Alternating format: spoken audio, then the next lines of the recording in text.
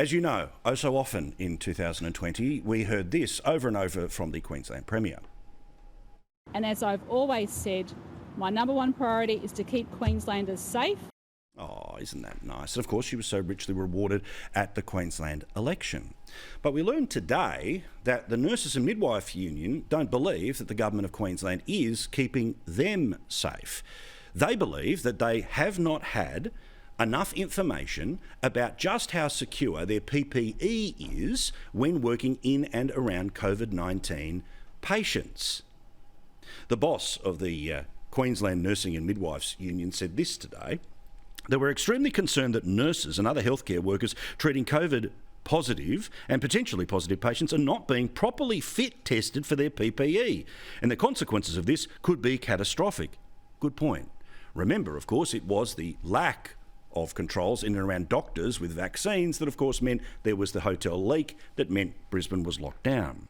This is a frontline defence for our members. They can't be safe. They can't keep other people safe unless they have appropriate PPE. Now, that story came out this morning, and they're going to go off to an industrial commission to try to get an order out of the state government, and then potentially, if they don't get what they want out of the state government, they might take further industrial action. They're not saying strike just yet, but this is a big story. So the Queensland government, who are very good at PR, well, they decided to come out with a bigger and better story today, that masks don't need to be worn in Queensland anymore. We're going to go one step further too. So from 6 a.m. tomorrow, people can gather outside without restrictions. And the only difference there will be for music festivals. Music festivals will have to have a COVID-safe plan. So what do you reckon was the lead story in much of the Queensland media today? Was it that nurses feel they are not being protected against COVID-19? COVID-19 that they might end up taking home and leaking out into the wider Queensland community? No way. This, of course, was the headline on the oh-so-obedient Channel 9 news service there. This is how it played out on Channel 7.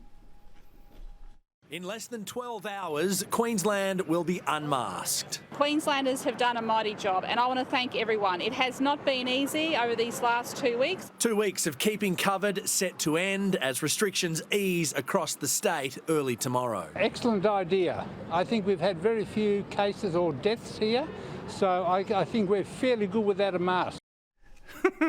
Credit to Channel 9 on television in Brisbane, because their lead was the industrial action. Their lead was the actual COVID concern, not the smother of look over here, because guess what most of the media does in Queensland? They follow.